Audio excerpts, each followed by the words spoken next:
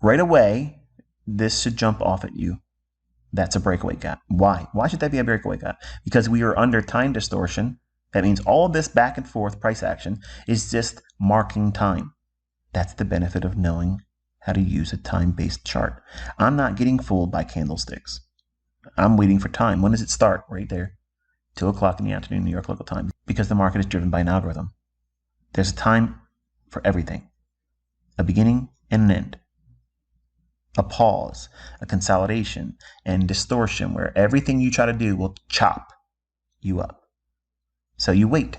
Wait for what? 2 o'clock. And then wait for displacement. What does that look like? Right here. Takes out that short-term low. Boom. But now we have what? We're late in the day. This shaded area here is the buy side and sell side efficiency. We have moved away from the high, and we moved aggressively away from the 75%, upper 75% range of this shaded area. So I don't want to see this area come back into. I don't want to see it come back up and trade into that. But if it does, I would treat it as an institutional order flow entry drill. In other words, a partial entry and then sell off. Either way, it makes it a breakaway gap. So we don't want to see it trade back up above 50% or consequent encroachment of this shaded area here. And now we enter into another time of day. The 250 to 310 macro. My algorithm starts at 250 to 310 and will start spooling price running for the liquidity that has not been purged yet. What is that liquidity? The liquidity below the lows. The 7 a.m. New York session time, the 8:30 lows, the 9:30 to 11 lows, all of that is the draw on liquidity. And or, in this case, 20% of the weekly range.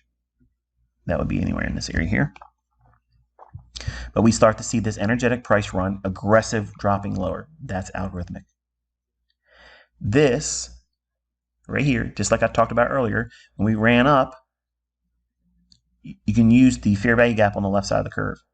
And we're seeing that happen right there. If it would have been opening here, traded up right there, if I was wanting to trade short and I hadn't already been short, that would be an area where I would go short right there too.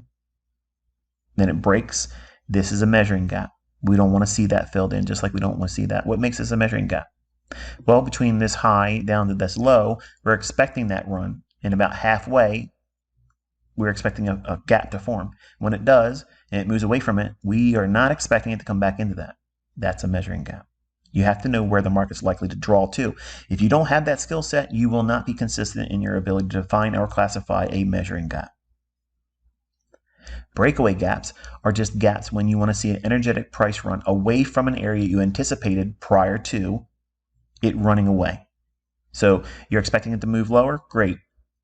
When it finally does and it creates a gap like this, your first thought should be, okay, the first fair value gap after it starts to run, that should be a breakaway gap. We want to see that, especially if we've been in consolidation or experiencing time distortion. Time distortion is simply a matter of time between segments of time of the day where markets will start spooling.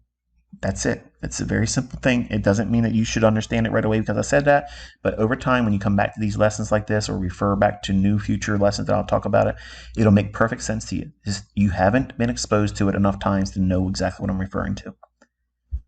The market finally rips below the sell side liquidity, does it multiple times in here, and then consolidates at the close going into 20% of the range of NASDAQ's weekly candle.